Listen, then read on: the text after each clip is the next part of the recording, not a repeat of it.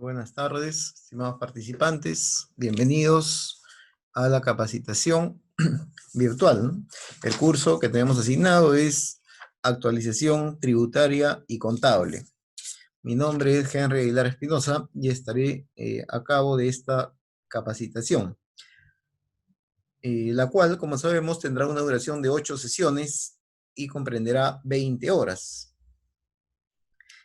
En la primera sesión, que es el día de hoy, vamos a abordar lo que es impuesto a la renta, cambios recientes al impuesto a la renta y operaciones con no domiciliados, también haciendo incidencia en las operaciones más recientes, jurisprudencia y los informes SUNAT.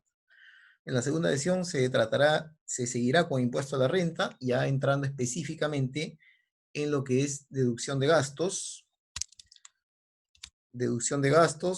y también entrando al tema de planeamiento tributario.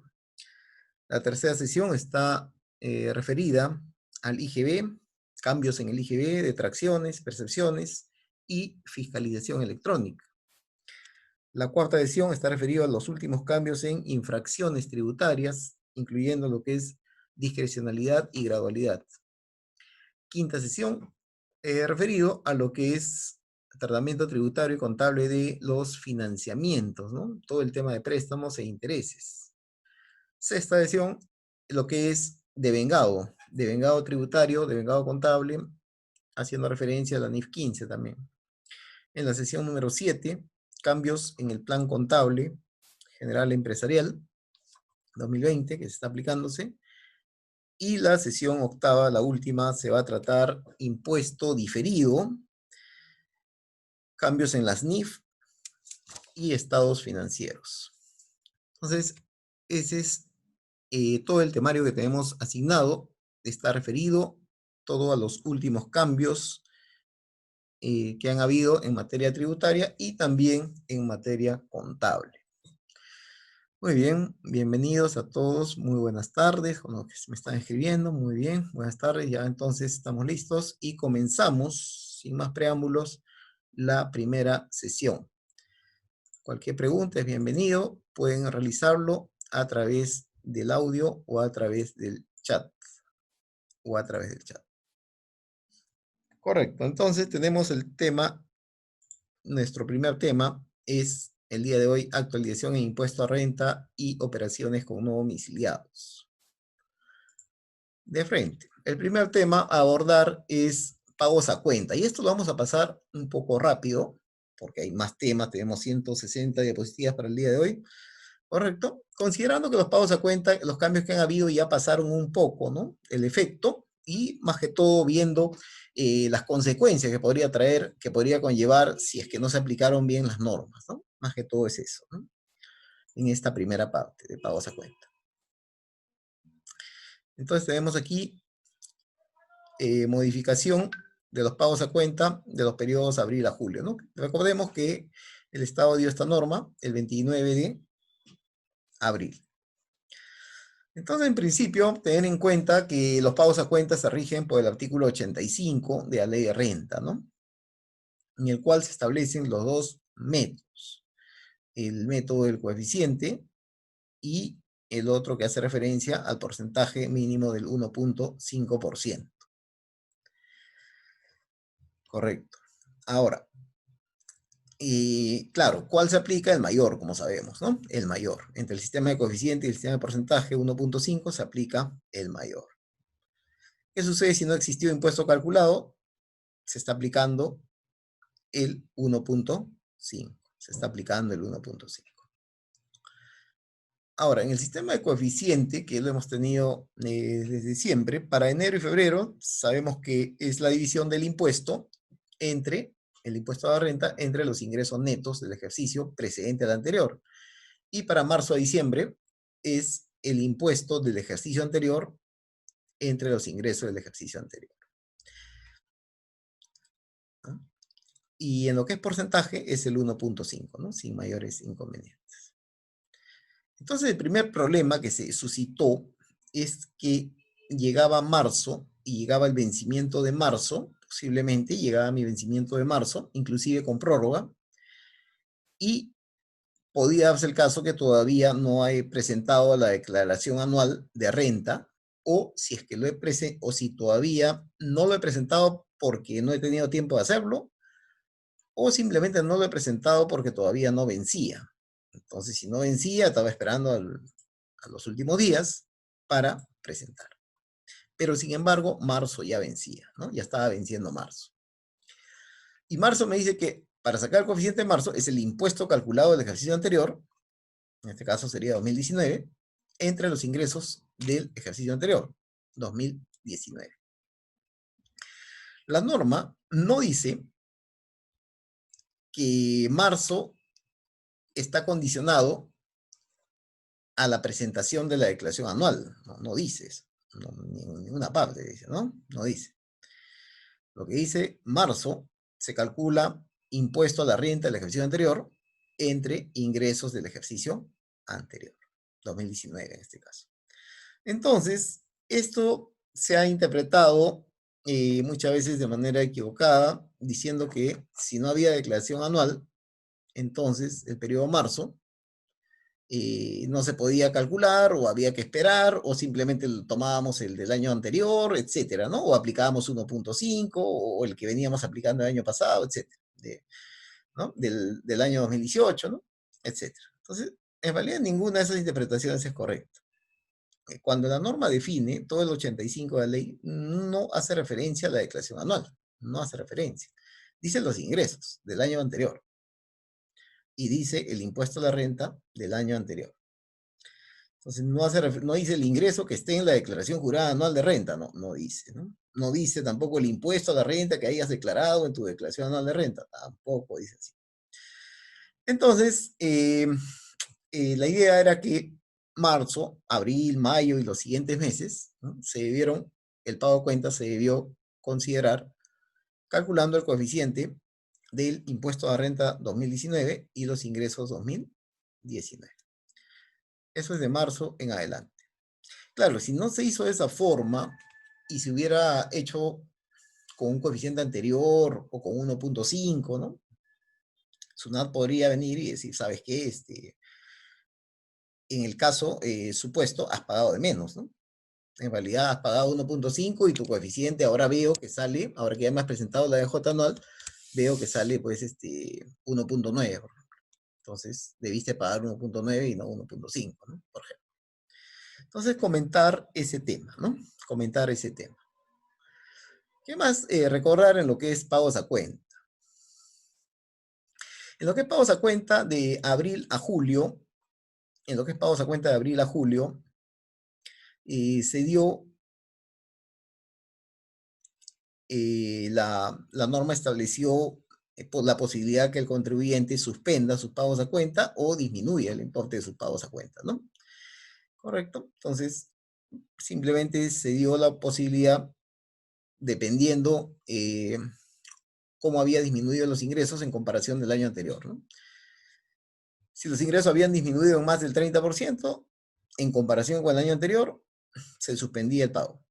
Si habían disminuido hasta 30%, el pago a cuenta se aplicaba con el factor 0.5846. Y si los ingresos no han disminuido, no pasaba nada y el pago a cuenta se hacía de manera regular, de manera normal, ¿no? Entonces, esas fueron las normas que se dieron y solo son aplicables hasta julio, hasta el periodo julio. O sea que a partir del periodo agosto, que ya obviamente claro, cada uno tiene un cronograma diferente, ¿no? Es decir, aquí no es un único cronograma, ¿no? Porque los PRICOS, los que son más de 5.000 UITs, y cada contribuyente puede tener un cronograma distinto, dependiendo, ¿no? Pero considerando el cronograma más largo, el que se ha prorrogado ya el periodo eh, agosto está venciendo ya en estos días, ¿no? Entonces, esta prórroga duró solamente hasta julio, o sea, puede decir, este beneficio duró hasta julio. Agosto ya normal, tenemos que volver, para el periodo de agosto, tenemos que volver a lo de siempre, ¿no? A esto, ¿no? A lo de siempre, ¿no? Normal, coeficiente, 1.5 y el mayor, nada más. Salvo que el contribuyente vaya por la teoría general, que en un momento está en la poesía más adelante, y decía suspender o modificar sus pagos a cuenta ya en función a la norma que siempre ha habido, presentando los estados financieros al 31 de julio, salvo que optemos por la regla general que siempre ha habido, ¿no? Que no es que se ha dado en este año, sino que siempre ha habido de modificar o suspender en base a los resultados al 31 de julio, ¿no? En un momento lo vemos. Entonces, recordar que de abril a julio hubo este beneficio, vamos a llamarle, ¿ya? Y podría el contribuyente suspender o reducir sus pagos a cuenta. Si la variación, por ejemplo, en abril fue de 67%, disminuyó en 67%, el contribuyente, ¿qué hacía? Como hay una variación mayor al 30%, suspendió. Pues. Si la variación fue, si los ingresos disminuyeron en 53%, suspendió. Si los ingresos disminuyeron en 37%, suspendió. Si los ingresos disminuyeron en 25%, ya no suspende ahí, porque es menor al 30%, entonces el pago a cuenta no se suspende, sino que sí se realiza el pago, se calcula normal y se aplicaba el factor 0.5846. Esas eran las variantes que hubieron en esos 4 meses. En esos 4 meses. Y para esto también se modificó el IGB 621, ¿no? El formulario virtual que diga, ¿no? 621 IGB renta, ¿no? Se modificó para comprender justamente estas posibilidades que hubieron en el periodo abril, mayo, junio y julio. Se creó la versión 5.7 justamente para eso, ¿no? Para establecer esos 3 escenarios que puede haber. Los escenarios eran que el pago a cuenta sea normal. El segundo escenario, que el pago a cuenta se disminuya por el factor. Y el tercer escenario, que el pago a cuenta se suspenda. 3 escenarios posibles para estos contribuyentes.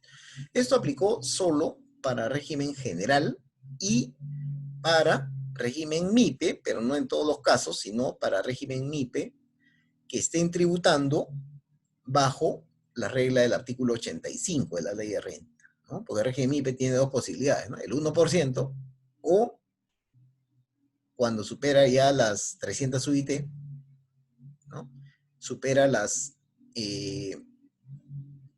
tiene que irse a lo que es el 85, es decir, tributar el pago a cuenta en base a una comparación de coeficiente con 1.5. Entonces no aplicó para todo el régimen MIPE, sino para los que están más arriba, se puede decir, los que están en régimen MIPE, pero tributando en base al 85. Y para todo el régimen general. Fue para ellos, ¿no? Entonces, había 3 posibilidades, ¿no? Si aumentaron tus ingresos, puede ser que tus ingresos han aumentado, hay empresas que han aumentado ingresos, no ha habido nada y el pago a cuenta era normal. Hacías tu pago a cuenta normal, ¿no? Los ingresos no disminuyen, no hay nada en absoluto, marcabas la opción aquí, no ha disminuido, listo. Si el ingreso ha disminuido, sí tenías que poner entonces que sí en la segunda opción ha disminuido mis ingresos aquí, ha disminuido mis ingresos y en consecuencia el sistema ya de por sí aplicó aplicó el factor, ¿no? De frente. Y aquí mencionaban que esto se ha aplicado con el factor, ¿no? Entonces, ya que mencionaban, ¿no? El factor 0.58, ¿no? Y la otra posibilidad que teníamos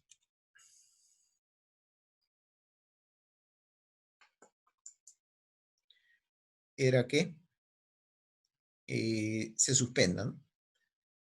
Y si se suspendía, había que marcar aquí que se suspende,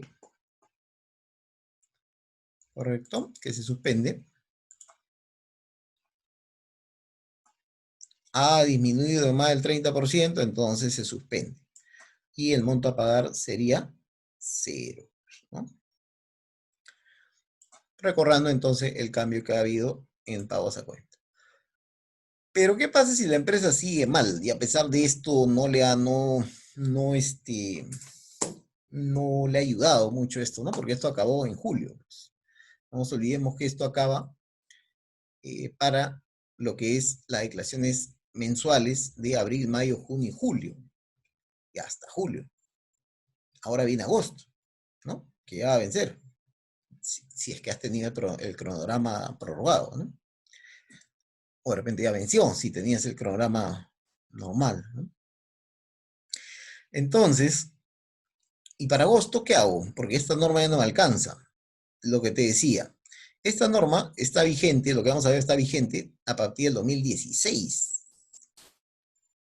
hacia adelante, donde se modifica el artículo 85, ¿no? Inclusive anteriormente, ¿no? Donde se movieron, donde hubieron cambios en el 85 y dijeron, ¿sabes qué? Hay esto de acá, no te preocupes, hay esto de aquí y tú debes presentar, ¿no? Al 31 de diciembre, al 31 que día de julio, vamos a marcar aquí, ¿no? El estado de resultados al 31 de julio, ¿no? El formulario virtual 625, ¿no? Conocido. Y al 31 de julio tiene dos posibilidades. Que tengas impuesto calculado o que no tengas impuesto. Quiere decir que si no hay impuesto de renta es porque hay pérdida. Si tienes impuesto calculado, entonces, como has presentado al 31 de julio, vamos a tomar para agosto a diciembre, para el periodo agosto a diciembre, el coeficiente que has determinado al 31 de julio. Claro, para esto tienes que presentar el 625, ¿no? Obviamente. Es opcional, ¿no? Si tú deseas modificar o suspender tus pagos a cuenta del periodo agosto a diciembre. Del periodo agosto a diciembre, ¿no? Si es que en este estado financiero te sale pérdida, tú suspendes tus pagos a cuenta del periodo agosto a diciembre. Entonces, esta posibilidad sigue abierta, porque esta posibilidad viene de años anteriores, siempre ha habido, y el contribuyente puede optarlo en cualquier ejercicio, incluyendo este ejercicio. Entonces, si la empresa le ha ido tan mal, en realidad, desde enero hasta la fecha, y la empresa se da cuenta que está en pérdida, ¿por qué está en pérdida? Porque no vende nada y está pagando alquileres, por ahí ha pagado remuneraciones, por ahí inclusive sigue pagando servicios públicos, internet, ¿no? Sigue pagando comisiones que tiene que pagar anteriormente, está pagando intereses de sus préstamos anteriores, pero no vende, entonces obviamente que puede ser pérdida, ¿no? Lo que hay hasta ahora. Entonces, en ese caso, sería conveniente que el contribuyente opte por esta posibilidad y suspenda sus pagos a cuenta de agosto a diciembre. Obviamente que esto de aquí se aplicaría, vamos a seguir mejor aquí, esta opción es aplicable para todos los contribuyentes que generen renta de tercera, ¿ya? A partir del pago a cuenta de agosto y sobre la base de los resultados que arroje al 31 de julio, los contribuyentes podrán aplicar a los ingresos del mes el coeficiente que resulte de dividir. Claro, el coeficiente que ha salido. Si no hay impuesto, se suspenden los pagos a cuenta. ¿De dónde? De agosto a diciembre. Para esto, requisitos adicionales. Haber presentado la declaración anual de renta. Claro, la del año pasado se refiere. Presentar el 625. Y anotar el estado de ganancias y pérdidas en el libro de inventario y balances. ¿Cuál estado de ganancias y pérdidas? El estado de ganancias y pérdidas al 31 de julio se está refiriendo. Ese estado de ganancias y pérdidas. ¿Ya? Ese. Entonces, habíamos dicho que hay dos posibilidades. Si no hay impuesto calculado el 31 de julio, no hay impuesto. O si hay impuesto, ¿no? Vamos a por el primero de arriba. El primero de arriba dice, cuando hay impuesto, o sea, si hay ganancia el 31 de julio. Si hay ganancia tributaria, si hay renta neta tributaria, entonces va a haber impuesto calculado. Entonces te dice, a partir de agosto, usted, a partir de agosto, usted aplica el coeficiente que le ha salido en su DJ, en su pedida, en su formulario virtual 625. ¿Ya? Lo aplica a partir de agosto. Y si le salió el 31 de julio pérdida, entonces no hay impuesto, quiere decir si hay pérdida no hay impuesto, entonces suspende sus pagos a cuenta de agosto a diciembre. De agosto a diciembre, ¿no? Muy bien. Correcto. Entonces, eso era el recuento, así breve, de normas de pagos a cuenta o vinculadas a pagos a cuenta que debemos tener en cuenta para estas fechas, ¿no? A ver, vamos a ver algunas preguntas que nos han hecho aquí. Me pregunta Renzo, profesor, ¿eso es aplicable para régimen MIPE?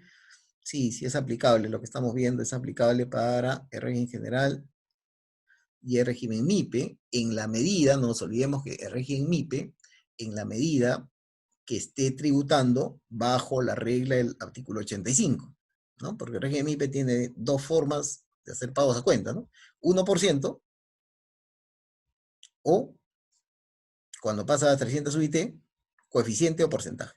Si está en coeficiente o porcentaje, es decir, que pasó las 300 UIT, entonces sí le es aplicable todo lo que estamos hablando. Si no ha pasado y sigue en el 1%, no le es aplicable, seguirá con 1%.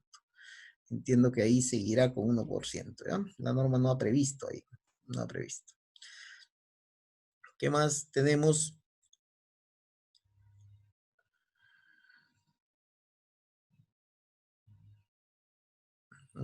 Claro, es decir, la pregunta también aquí me dice en régimen MIPE, si el MIPE no llega a 300 UIT, ¿no se podrá acoger a los intervalos de pagos a cuenta? Correcto, no se puede acoger a los intervalos que hemos visto de pagos a cuenta. No, no se puede, porque está con una tasa reducida del 1%, ¿no? Está con una tasa reducida del 1%, entonces ya como que no le quieren bajar más del 1%. No le quieren bajar más del 1%, ¿no? La norma ya no ha previsto mayores beneficios.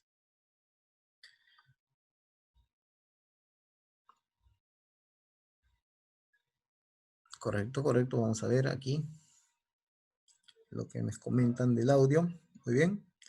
El contribuyente puede haber optado por el artículo 85, dice todo el año, sin tener en cuenta las facilidades por la emergencia.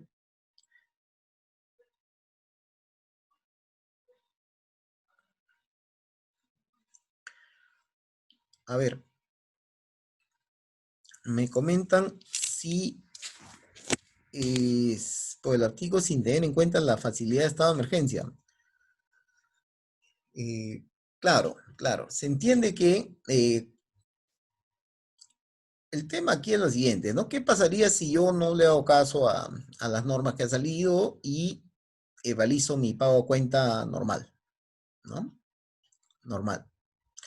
Estaría realizando tal vez un pago a cuenta mayor, ¿no? Porque las normas lo que han hecho es disminuir o suspender, ¿no? Eso es lo que han hecho las normas, disminuyen o suspenden. Entonces, si yo no le he hecho caso, puede ser que esté haciendo un pago a cuenta mayor, puede ser, ¿no?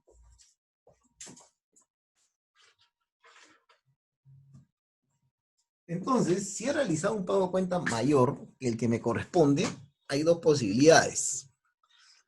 Una posibilidad es que ese pago a cuenta, que he realizado de más, eh, yo vaya más adelante y diga esto es pago indebido, cosa que pocos hacen, ¿no? Que esto es pago indebido, porque he pagado de más en realidad, y como he pagado de más y es pago indebido, entonces tengo derecho a devolución o a compensación, cosa que muy pocos hacen, pero pueden hacerlo, ¿no? Porque igual es pago indebido. O inclusive aplicarlo contra futuros pagos a cuenta, por compensación, ¿no? Pero bueno, ese es el caso, ¿no? Ahora, claro, tendría que rectificar mi DJ, ¿no? Otra opción, lo dejan ahí y lo ponen en la DJ anual. Y bueno, la SUNAT en ese caso ya, entendiendo en función del criterio del auditor, si es que revisa el caso, lo más probable es que lo considere, ¿no? Y diga, bueno, son pagos indebidos en exceso, pero como lo está compensando contra la DJ anual, y a la final es una forma de compensación también, y si yo lo acepto, no hay problema. Entonces, sí, no habría inconvenientes. ¿Es obligatorio llevar el libro de inventario y balance para aplicar el 85? No. Lo que pasa es que ahí lo que se entiende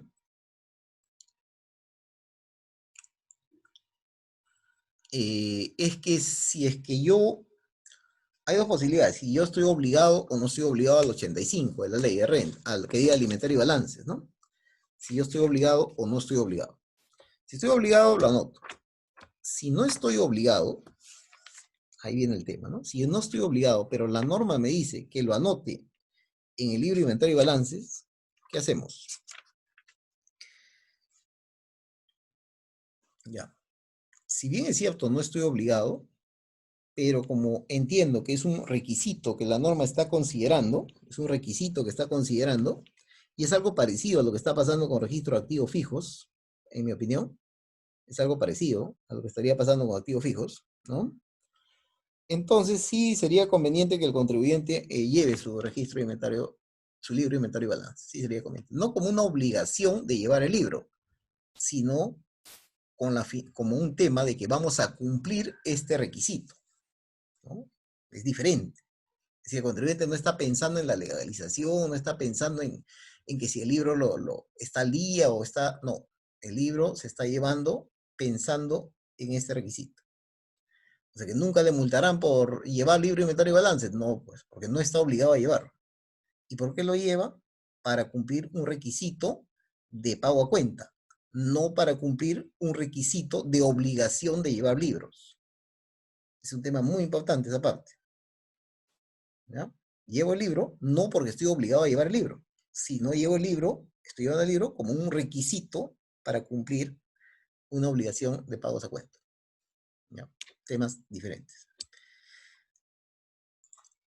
Otra cosa más. ¿Qué pasaría si yo presento, el día de hoy me doy cuenta, y al 31 de julio tengo pérdida, me doy cuenta, porque la empresa va mal, y presento hoy día que estamos en septiembre, que día en octubre, el 2 de octubre, y presento mi declaración, 625.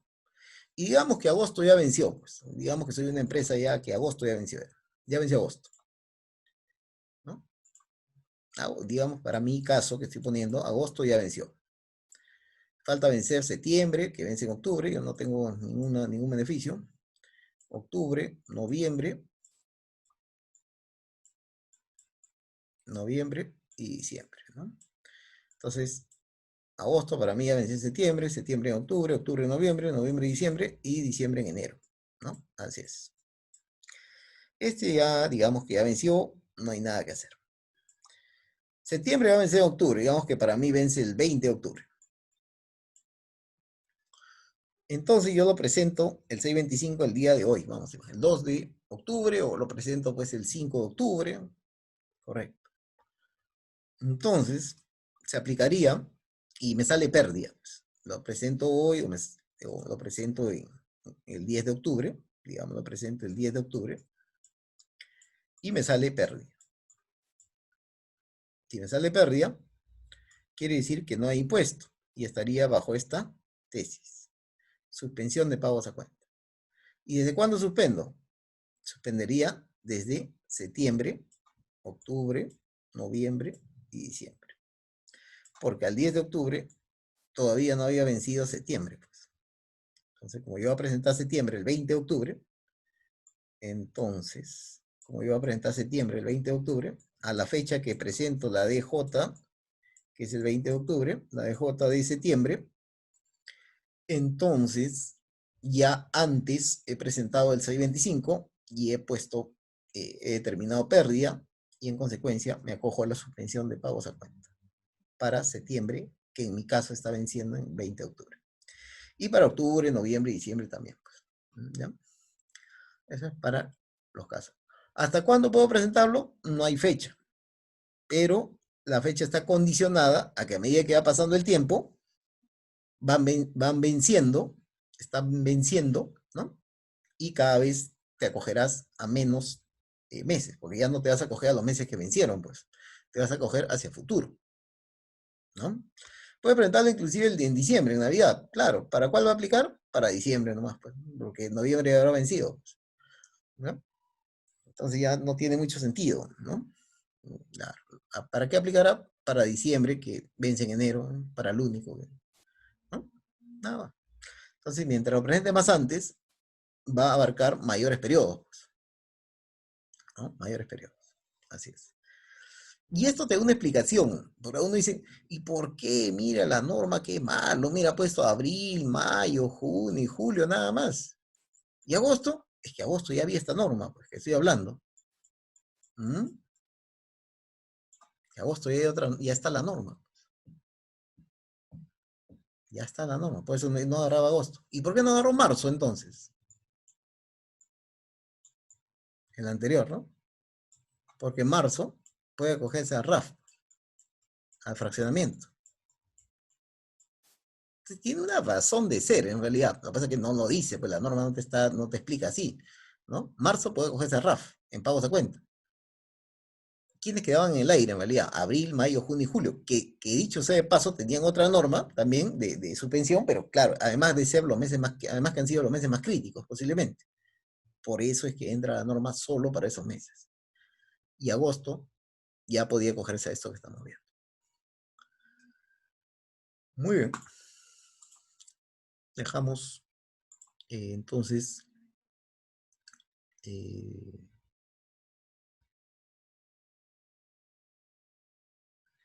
si se ha optado por presentar el 625 el mes de abril y se ha suspendido el pago a cuenta, ya, correcto, muy bien, ese es con la norma anterior, con la norma vigente, pero no con la, ¿cómo le digo? Es decir, en base al 85, pues, porque el 85 también prevé una suspensión a abril, ¿no?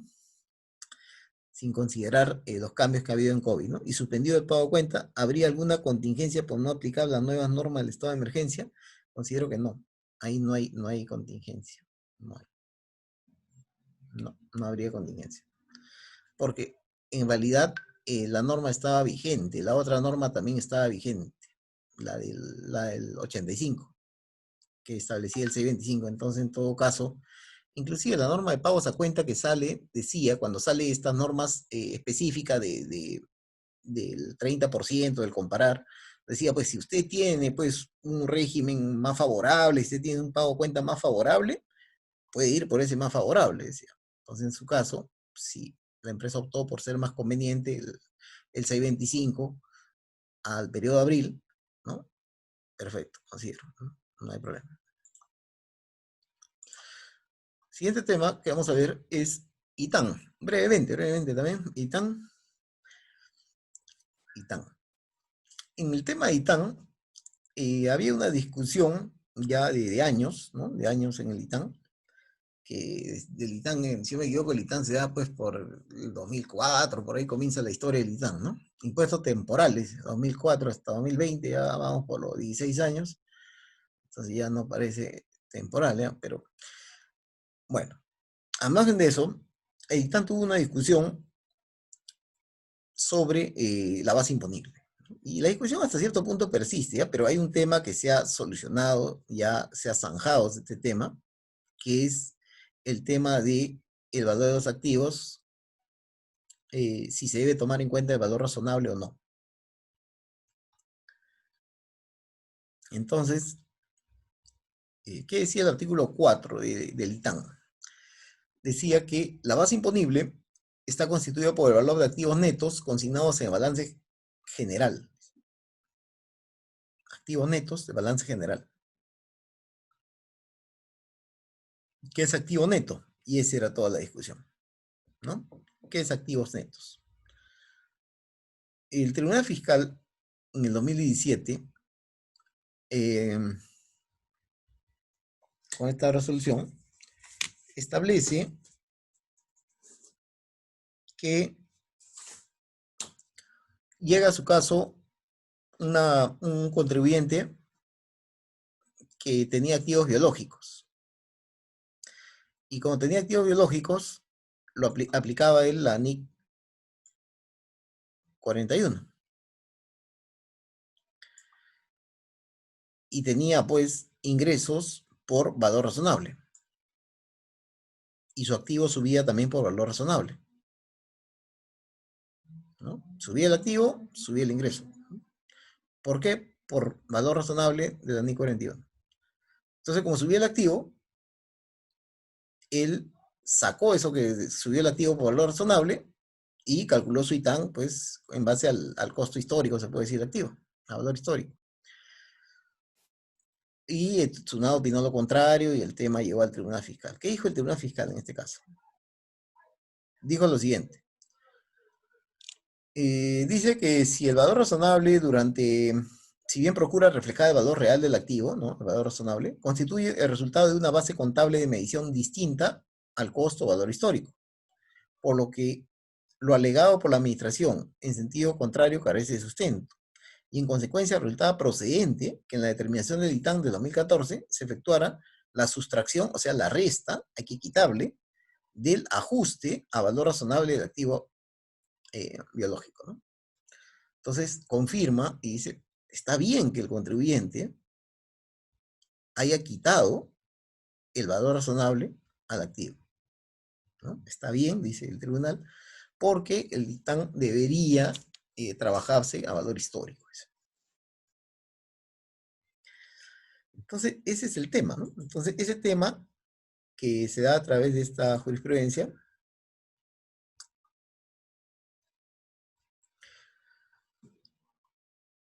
posteriormente se ve reflejado en el informe 007-2018, en el cual le preguntan a la SUNAT algo similar, ¿no?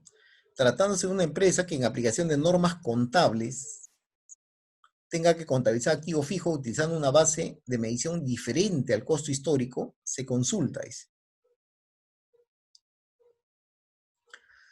En caso de no corresponder ajuste por inflación, bueno, le preguntan el ajuste por inflación del 797, ¿debe considerarse el ajuste por inflación? Le dice. Y dos, le dicen, la más importante, para la determinación de la base imponible del ITAM, se debe considerar activos netos a sus valores históricos, es decir, sin incluir los mayores valores por la aplicación de valor razonable, resultante de normas contables, y SUNAT responde. Tratándose de empresas que en aplicación de normas contables tengan que contabilizar su activo fijo utilizando una base diferente al costo histórico,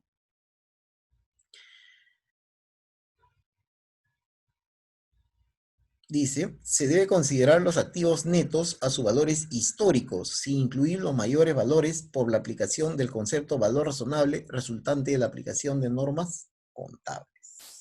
Entonces ya el tema queda cerrado, que la base del ITAM no debe considerar las normas contables como puede ser el ajuste que se hace por valor razonable. Entonces, con esto, y estos informes del 2018, ¿no? De la SUNAT. ¿Qué más tenemos con el ITAM en este año? ¿Qué está pasando? Y lo que está pasando es algo también un poco peculiar, ¿no? Entonces, dejamos tranquilo la base imponible. Vamos a hablar ahora del ITAM, pero en la parte de los créditos, ¿no? Que se están haciendo, ¿no? Los pagos y la aplicación de los créditos. A ver, lo que dice la ley en el artículo 8 dice que el monto efectivamente pagado del ITAM, el monto pagado del ITAM, sea total o parcialmente por concepto, podrá utilizarse como crédito, dice, y da una opción que es contra los pagos a cuenta del impuesto a la renta de marzo a diciembre. Marzo a diciembre. Y siempre que se acredite el impuesto hasta la fecha de vencimiento de cada uno de los pagos a cuenta. Ahí está. Ahí está. Entonces, la ley del ITAM decía, ¿sabes qué? El ITAM pagado puedes aplicar de marzo a diciembre, ¿no? Y siempre que acredites el impuesto, o sea, que pagues el ITAM hasta la fecha de vencimiento de cada uno de los pagos a cuenta. Correcto.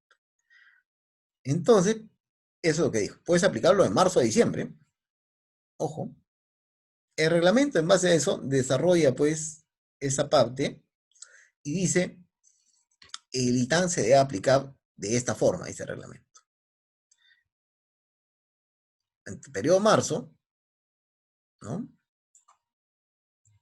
Se paga en abril y se aplica contra los pagos a cuenta de marzo a diciembre.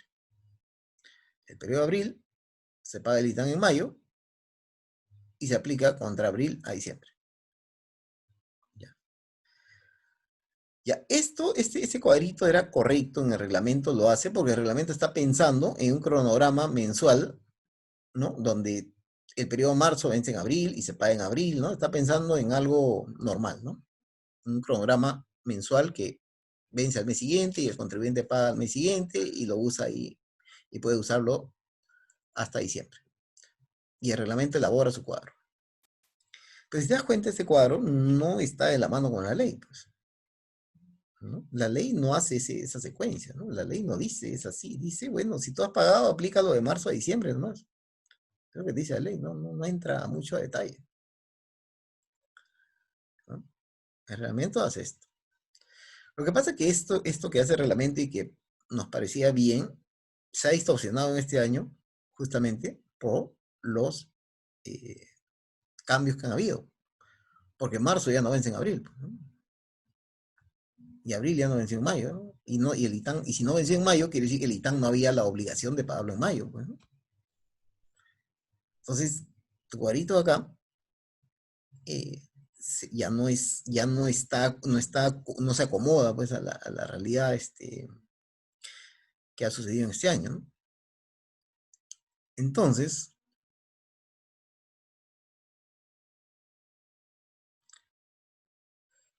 ¿y cómo queda entonces? Y de eso han habido dos posiciones, ¿no? Dos posiciones. ¿Mm? Aquí estamos poniendo, por ejemplo, los cronogramas para contribuyentes PRICOS, ¿no? De marzo a junio, por ejemplo. Marzo venció en junio, ¿no? Abril venció en julio, mayo venció en julio y junio venció en agosto. Y sujetos distintos a PRICOS, ¿no? Marzo venció en junio, en julio, abril en agosto, mayo en agosto, junio en septiembre, julio en septiembre y agosto está venciendo en estas fechas de octubre, ¿no? Claro. Y hay otro grupo que no se le ha movido el cronograma, ¿no? Que siguen con el cronograma original, se puede decir, ¿no? El que sale, pues, a final el que salió en diciembre del año pasado, ¿no? Ya. Ya se puede decir que hay tres, ¿no? Tres partes, tres grupos. Muy bien. Vamos al caso. Digamos, periodo en que se debe declarar, marzo 2020. Vencimiento original de marzo 2020 fue en abril 2020. El vencimiento original, marzo, venció en abril, pues. Claro. Pero prórroga de vencimiento COVID, marzo venció en julio ahora. Ya no venció en abril, sino ahora venció en julio. Marzo venció en abril, pero ahora venció en julio. Entonces, si marzo venció en julio, el pago del ITAN lo hizo en julio. No hay plata, entonces esperó hasta el último día y su pago de ITAN lo hizo en julio. ¿Sí? Marzo, vencimiento original en abril, pero fue prorrogado marzo hasta julio. ¿Cuándo pagó el ITAN? El último día, seguramente, en julio. ¿Se aplica contrapagos a cuenta de qué? Ese ITAN que ya se pagó, que es de marzo, pagado en julio. Marzo, pagado en julio. ¿Se aplica contrapagos a cuenta de junio a diciembre? Es la pregunta, pues está entre signo de interrogación. ¿Mm?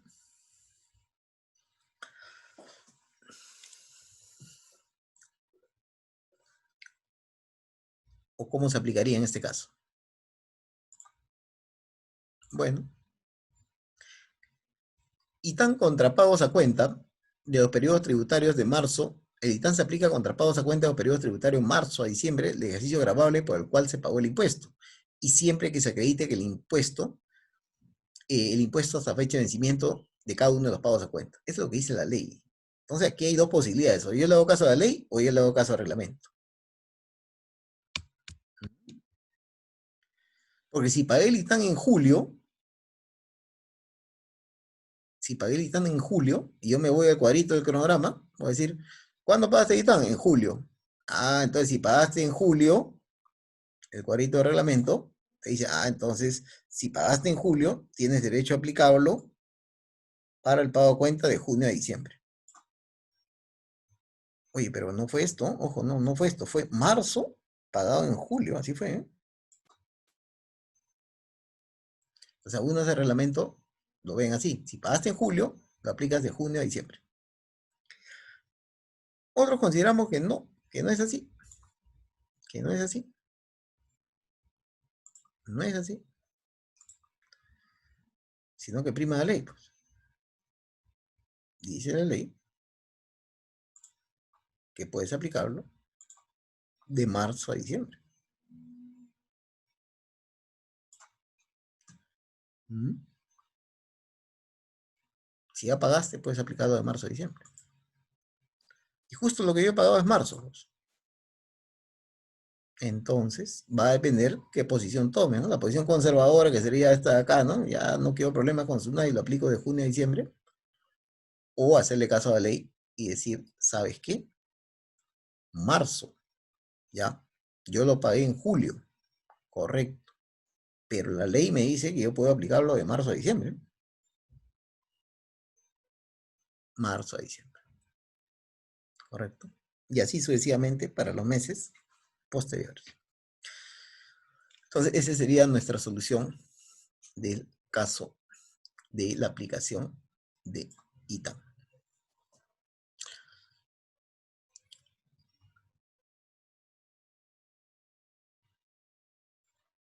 Me pregunta, para suspender los pagos a cuenta del mes de septiembre, que vence el 20, ¿se puede presentar el 625 el mismo día del vencimiento? Sí, sí se puede. Primero el 625 y después el 621. Así es. ¿Qué sucede si no se ha consumido todo el saldo del pago del ITAM porque no hubo ingresos? ¿El saldo se puede usar en la regulación de anual? Sí, claro, claro. Si no se ha aplicado contra pagos a cuenta, el saldo se aplica contra el impuesto a la renta anual. O puede usarse como gasto, si no hay impuesto a la renta por regularidad, también. Claro, el contribuyente va a optar por esa posibilidad, ¿no? Otra opción es correcta, puede usar como gasto.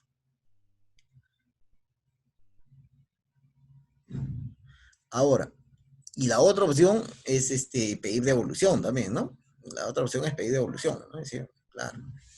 Es decir, si el ITAM lo apliqué contra pagos a cuenta, y digamos, yo quiero aplicarlo, pues el ITAM, ¿no? Lo apliqué contra pagos a cuenta y como no hay pagos a cuenta, o están suspendidos los pagos a cuenta, ¿correcto?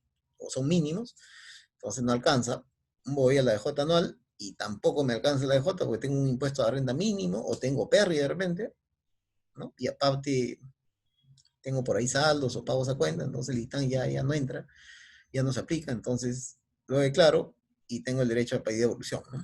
También hay eso, ¿no? La otra opción sería ITAM considerarlo como gasto. Claro, ese es el tema. Como te das cuenta, las normas de pagos a cuenta, de renta y tan, pues no estaban tan preparadas para estos escenarios, entonces han surgido pues estos temas que estamos conversando. Seguimos viendo los cambios en lo que es impuesto a la renta, ¿ya? Las dos primeras sesiones, no se olviden que está vinculado a impuesto a la renta, ¿no? Hoy los cambios, la siguiente, seguimos con algunos cambios y un tema de planeamiento. Cambios en el procedimiento para la destrucción de existencias. La norma de renta lo llama existencias, ¿no? La contabilidad lo llama ya inventario, lo llama, ¿no? Pero bueno, la norma tributaria lo sigue llamando existencias. Ya. ¿Qué cambios ha habido aquí? En el tema de desmedros ha habido cambio, en el tema de desmedros. El cambio que hay está marcado de rojo. Dice, tratándose de desmedro de existencia, la SUNAT aceptará como prueba la destrucción de las existencias efectuadas ante notario público o juez de paz, a falta de aquel, dice. Siempre que el acto de destrucción se comunique previamente a la SUNAT en un plazo no menor de 2 días hábiles anteriores a la fecha en que se llevará a cabo la destrucción.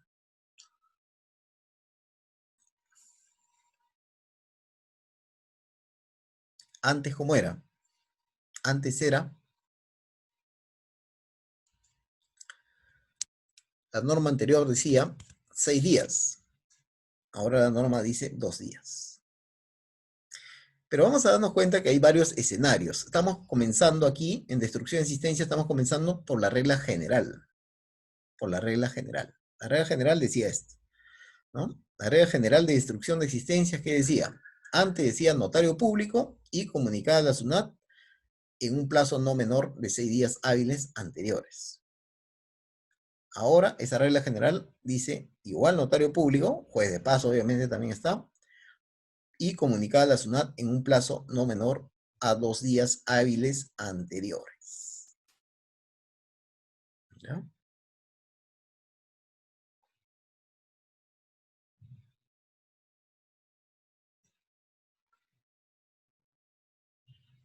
Entonces, la regla general ha variado de 6 días a 2 días para la comunicación. Ahora, aparte de la regla general, se ha creado esta primera regla especial, cuando el costo de las existencias a destruir es hasta 10 UITs. ¿Ya?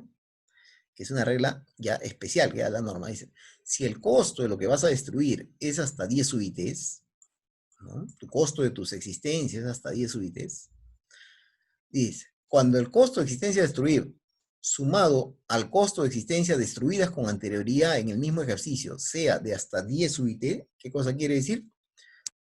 Que todo lo que has destruido en el año, mientras que no supere las 10 UITs, mientras que no pase las 10 UITs, la SUNAT te va a aceptar como prueba de destrucción el informe, dice. El informe que debe contener la siguiente información. Siempre que el acto de destrucción se comunique previamente a SUNAT en el plazo señalado en el párrafo anterior. Entonces vamos a esta regla especial. Si el costo sumado de la asistencia que estoy distribuyendo es hasta 10 UIT, sumado, ¿no? En todo lo que he destruido al año, me refiero, mientras no pase la 10 UIT, la prueba de la destrucción es un informe, que vamos a ver los requisitos. Pero igual tienes que cumplir con la comunicación a SUNAT, que es no, en el plazo no menor a 2 días hábiles. ¿Correcto? Solo aplica para existencias a destruir con un costo hasta 10 UIT. Entonces ya no hay notario acá, si te das cuenta. No hay notario. El notario ha sido reemplazado por el informe. Pero persiste la comunicación a SUNAT en 2 días hábiles. Ahora, ese informe debe contener la identificación, cantidad y costo de la asistencia que van a destruir. Lugar, fecha, horario de inicio y culminación del acto de destrucción. Método de destrucción empleado. Datos de identificación del prestador del servicio de la destrucción. Es decir, a quién has contratado o qué empresa se está encargando de la destrucción si es que has contratado un tercero para destruir. 5. Motivo de la destrucción y sustento técnico que acredite la calidad de inutilizables asistencias involucradas, precisándose los hechos y características que han llevado a los bienes a tal condición. Ahí está. Infirma del contribuyente y de los responsables de tal destrucción, así como los nombres y apellidos y tipo de documento de identidad de estos últimos.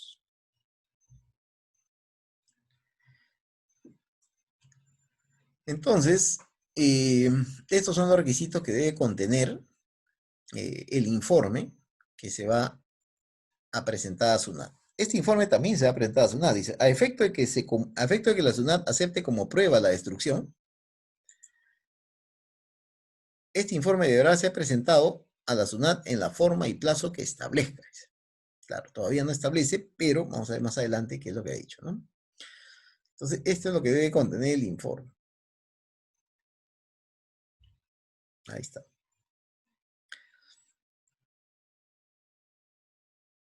En tanto no se establezca el plazo, ¿no? La forma en la cual se va a presentar ese informe, este deberá presentarse a la dependencia de SUNAT dentro de los 5 días hábiles siguientes a la destrucción. Entonces, tienes plazo 5 días hábiles siguientes para presentar tu informe a la SUNAT, ¿no? Así es. Ya entendemos que esto puede hacerse por mesa de partes virtual, ¿no?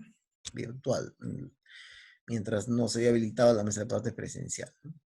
La SUNAT podrá designar un funcionario, como sabemos, para la destrucción, ¿sí?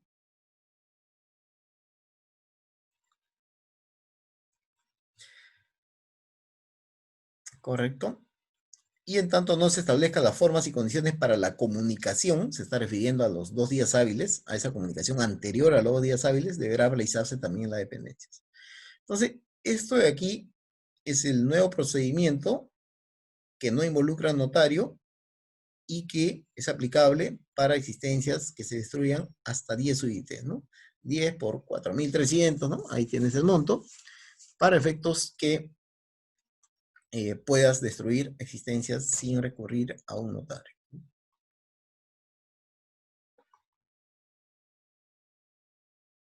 Ahora, otro procedimiento u otro tema especial que se ha creado. La destrucción de existencia que se realice a partir de la entrada en vigencia del presente decreto, quiere decir del 22 de abril hasta el 31 de julio, se deberá acreditar con informe siempre que el acto se comunique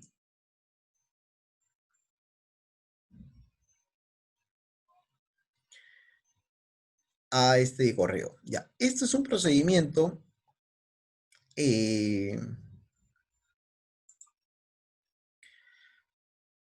esto de aquí es un procedimiento especial, ¿no? Es un procedimiento especial, muy especial, que se ha creado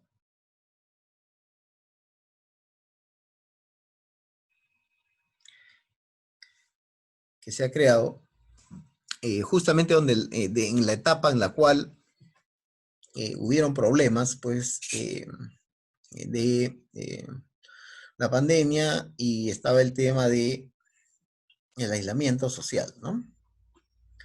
Se dijo lo siguiente, que la destrucción de existencia que se realice solo en ese tramo de fechas, esa destrucción que se haga en ese tramo de fechas, se deberá acreditar con el informe, siempre que el acto de destrucción se comunique previamente a un correo, nada más, en un plazo no menor de 2 días hábiles anteriores a la fecha.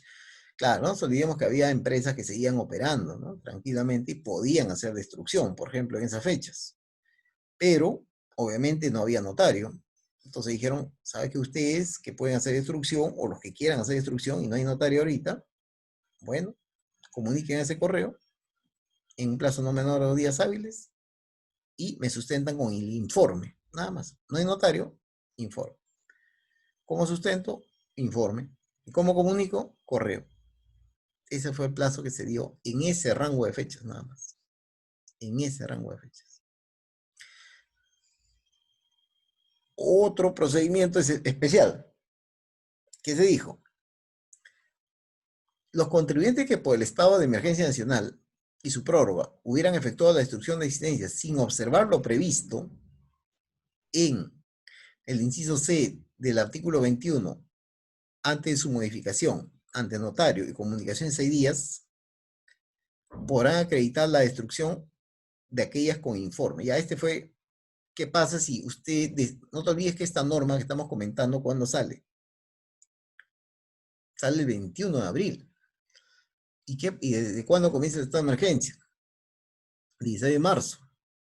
Y del 16 de marzo al 21 de abril, ¿cómo era el procedimiento? Eso es lo que voy a explicar. Eso es lo que voy a explicar acá.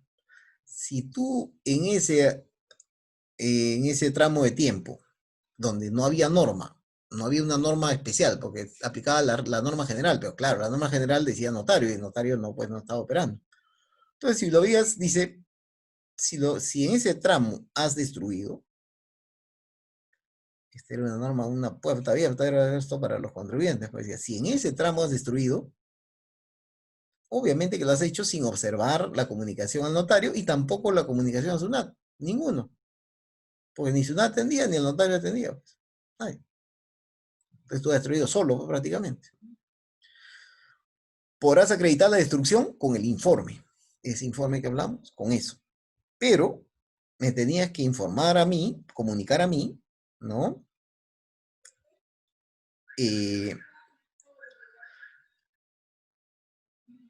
Ese es informe, dice, a efecto de que la SUNAT acepte como prueba la destrucción con ese informe, deberán ser presentados a la superintendencia al término del 5.º día hábil contado a partir del 1 de agosto, o del plazo que amplíe, cosa que la SUNAT no ha ampliado. Entonces esto ya era una puerta abierta, porque varios dijeron, pues sí he destruido, ¿no? Y comunicaron a la SUNAT en ese plazo, y bueno, bueno, porque en ese plazo, en ese tiempo, y en ese plazo de que va del 16 de marzo al 22 de abril, no había notario y no había SUNAT operando. Entonces destruyó solo el contribuyente, ¿no? Supuestamente es para esos casos, ¿no? Bueno, ¿qué más hay en desmedros? ¿Qué último hay en desmedros? A ver, vamos a la conclusión. Tratándose de la deducción de desmedro de existencia prevista en el inciso F del 37, considerando lo dispuesto en el 21C del reglamento, la SUNAT no aceptará como prueba la destrucción de existencias que, debido a su naturaleza nociva para el ambiente, sea realizada en territorio extranjero. Yo puedo tener mercaderías en otro país, ¿no? ¿Sí? Yo puedo tener mercaderías en importación que por algún motivo se han quedado parados por ahí, ¿no? En el, vamos, en la aduana de otro país, ¿no? Y a la final ya no me importa que lleguen a Perú porque ya no sirven, pues finalmente, ¿no? Ya vencieron, qué sé yo, ya se malograron la mercadería, ya para qué va a llegar a Perú, ¿no? Por gusto, ¿no? Más gastos inclusive. Entonces, en ese país que está, ya, pues lo destruyo, ya, pues, un ratito, pero ahí no hay notario, ¿ven? Notario peruano no hay, pues, ¿no? Le preguntaban a Sunat, ¿y en esos casos qué hago? No, pues en esos casos, no le dijo la solución, le dijo, simplemente no es aceptado, pues, porque como no vas a cumplir las normas peruanas, vigentes en ese caso al 2018, ¿no? Que dice notario, ¿no? Entonces allá no hay notario, entonces una opción era con cónsul, bueno, el consulado hace la vez de notario, pero ya pues era para que la zona le dé esa respuesta, ¿no? O al menos, ¿no? Darle esa posibilidad, pero no. Le dijo simplemente, no es aceptado, ¿no? Indecopi versus el desmedro. Ya, en el 2018 también Indecopi, casi a finales del 2018, da una resolución, que en este caso la empresa que llega a Indecopi es Supermercados Peruanos, y Indecopi declara que es barrera burocrática, que las existencias deben efectuarse ante notario público. Porque claro, en este caso esa empresa sustenta, pues yo tengo desmedro prácticamente todos los días, dice. Y todos los días no puedo estar llamando a notario, ¿no? Para destrucción, ¿no? A mí se me malogran los productos, yo tengo tiendas a nivel nacional, imagínense. Todos los días no puedo estar llevando a notario a mis tiendas, ¿no? No, no, no. Entonces llega a sustentar que es barrera burocrática y que está atentando pues contra la razonabilidad, ¿no? Y le dan la razón, ¿no? Le dan la razón y le dice, bueno, está bien, esa barrera burocrática. Y bueno, en realidad para ti, para el caso concreto que me estás planteando, esa norma no se te aplica, ¿no? Entonces, un caso muy concreto, puntual, que le dieron la razón a esa empresa.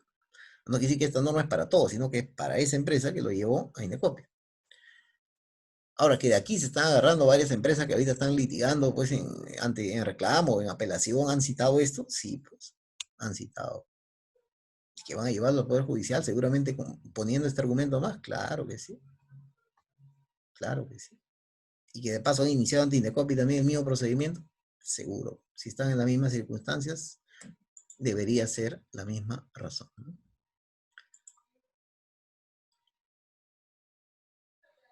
Devaluación y destrucción de inventarios. Lo que pasa es que, y si bien es cierto, estamos hablando en el tema eh, tributario, el, el tema contable también está presente, ¿no? Porque la NIC 2 también establece pues el tema de la desvalorización de inventario, ¿no? Medir el inventario al costo o al valor neto de realización, ¿no? El menor riesgo. Entonces, en realidad, pues, lo primero que se daría sería la norma contable, inclusive, ¿no? Porque como mínimo, pues, a la fecha de estados financieros, la empresa al aplicar la NIC 2 está evaluando, pues, si hay desvalorización, ¿no? Entonces, el caso dice, la empresa de los informáticos, en aplicación de la norma de contabilidad, ha efectuado un reconocimiento de evaluación de inventarios. Valor en libros, 50.000. En libros, ¿no? Valor en libros, o sea, en la cuenta 20, ¿no? En ese momento, digamos, 50.000.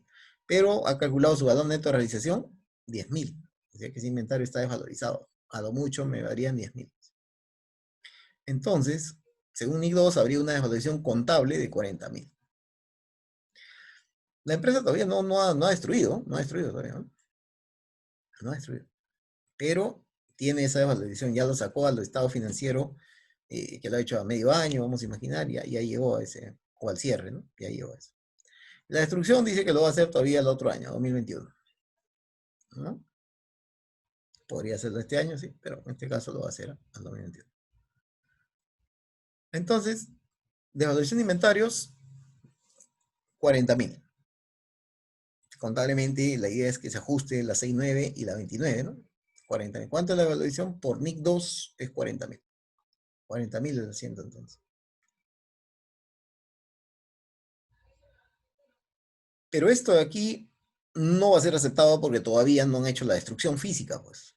Lo van a hacer el otro año. Entonces, este asiento es correcto desde el punto de vista contable, pero tributariamente no sería aceptado todavía y estaría conllevando a una adición porque todavía no ha hecho el procedimiento que hemos revisado, ¿no? Sería una adición para el año 2020. Sin embargo, en el 2021, ya cuando haga la destrucción, la norma tributaria le aceptaría ya ese monto y se convertiría en una deducción. Eso no es otra cosa que una diferencia temporaria según la NIC 12, ¿no? Muy bien. ¿Qué más tenemos aquí? Entonces, como hay diferencia temporaria, esto originaría pues un activo diferido, en este caso, un activo diferido, que estaría conllevando a un activo diferido de 11.800, ¿no? Estaríamos generando un activo diferido de 11.800 por la aplicación de la NIC 2. 40.000, que era la diferencia, por 29.5 sale 11.800. Y el activo diferido se estaría registrando de esta forma.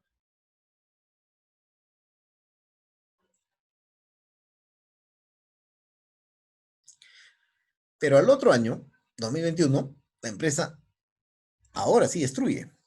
Ahora sí la empresa destruye. Entonces, pero tiene un asiento previo, ¿no? Contablemente tiene un asiento previo que es este. No nos olvidemos. Hay una 29 ahí por 40.000. Ahora la empresa decide destruir. Entonces, la empresa va a llegar al gasto lo que queda del activo. Y lo que queda del activo es 10.000. El activo valía 50.000, ya 40.000 ya lo llevó al gasto el año pasado. Este año llevaremos al gasto lo que queda, ¿no? Que son 10.000. ¿Qué más? 10.000 al gasto. Eliminamos la 29, porque ya no hay mercadería. Si no hay mercadería, no tiene que haber desvalorización. Y eliminamos la cuenta 20, que tiene los 50.000.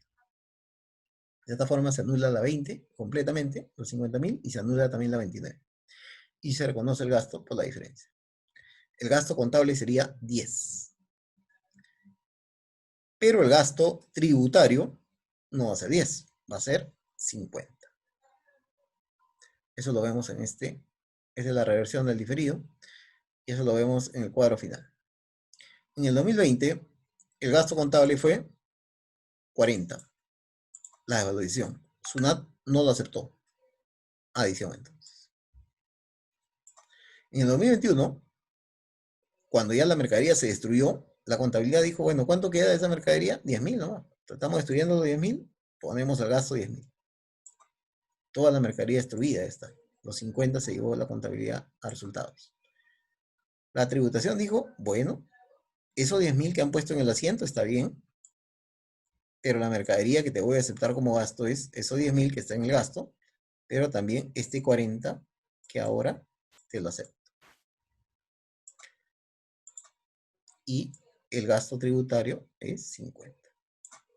¿No? Eso es lo que estaría pasando a nivel de resumen, ¿no?